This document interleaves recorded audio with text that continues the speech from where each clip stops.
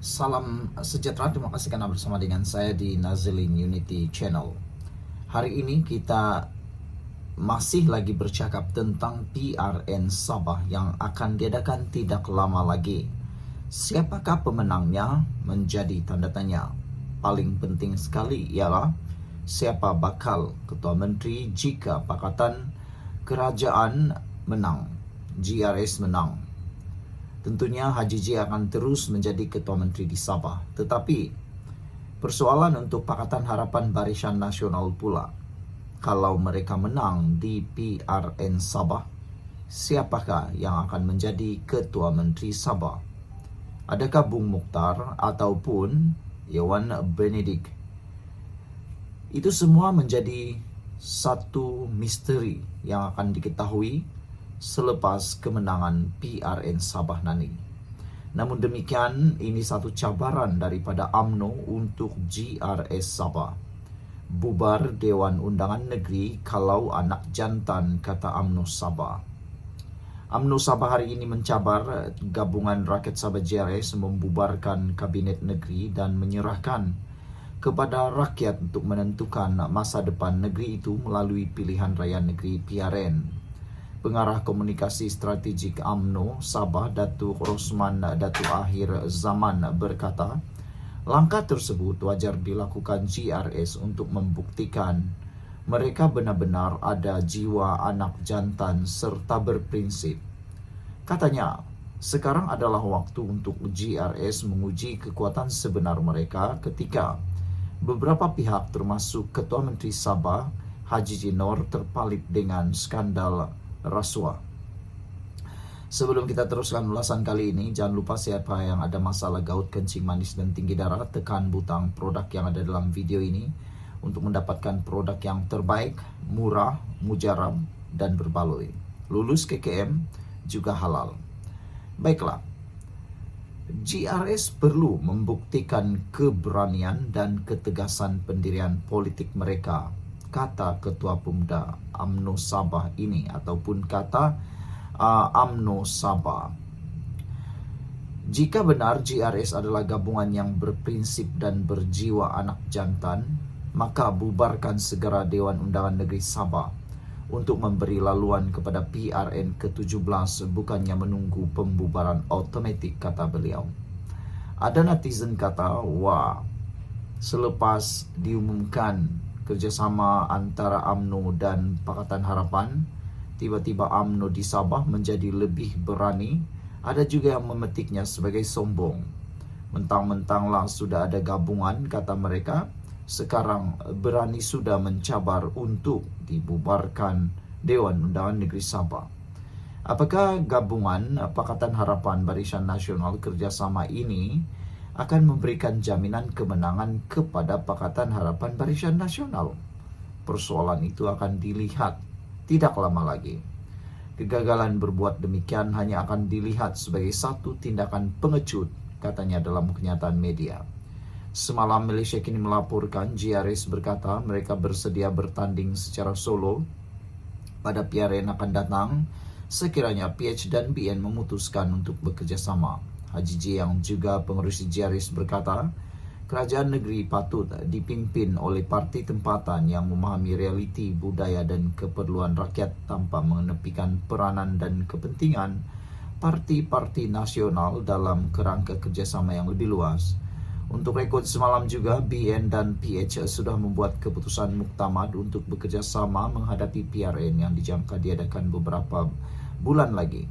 Datuk Rosman berkata, rakyat Sabah berhak menentukan sama ada 8 parti tempatan yang membentuk GRS masih wajar diberi mandat baru membentuk kerajaan negeri atau sebaliknya. Untuk itu, katanya, GRS perlu menunjukkan komitmen penuh tanpa bergantung kepada parti-parti nasional sejajar dengan slogan mereka, rumah kita, kita jaga. Namun begitu, tambahnya lagi, persoalan utama kini ialah tentang pendirian Datuk Seri Panglima Haji J akan kekal atau berubah lagi. Lebih daripada itu, kata Datuk Rosman, UMNO Sabah berpendapat GRS perlu berani melangkah ke hadapan tanpa ragu-ragu dan membuktikan bahawa mereka bukan lagi lubuk katak-katak politik. Inilah masa terbaik untuk JARES, khususnya PGRS, menghalau parti-parti nasional seperti UMNO, MCA, PKR, DAP, dan Amanah dari Sabah, kata beliau. Sekian untuk kali ini, jangan lupa tinggalkan komen Anda. Salam sejahtera, terima kasih karena bersama dengan saya di Nazalin Unity Channel. Ada orang kata padan muka Papa Gomo, siapa suruh dah terlalu mencari popularity, publicity murahan sampai sanggup melakukan kebodohan melampau di mahkamah, kata mereka.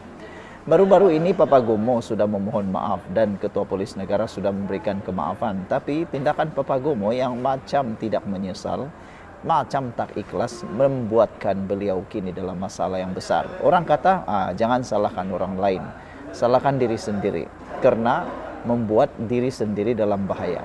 Jangan pula salahkan diri orang lain. Hari ini akhirnya Ketua Polis Negara mendapat kemenangan besar di mahkamah apabila dibenarkan memulakan prosiding komital yang kedua. Saya rasa tiada peluang langsung untuk Papa Gomo menang. Dan kalau Papa Gomo minta maaf lagi, saya rasa Ketua Polis Negara tidak akan melakukan kesilapan kali kedua yang boleh kata merugikan Ketua Polis Negara. Saya rasa itulah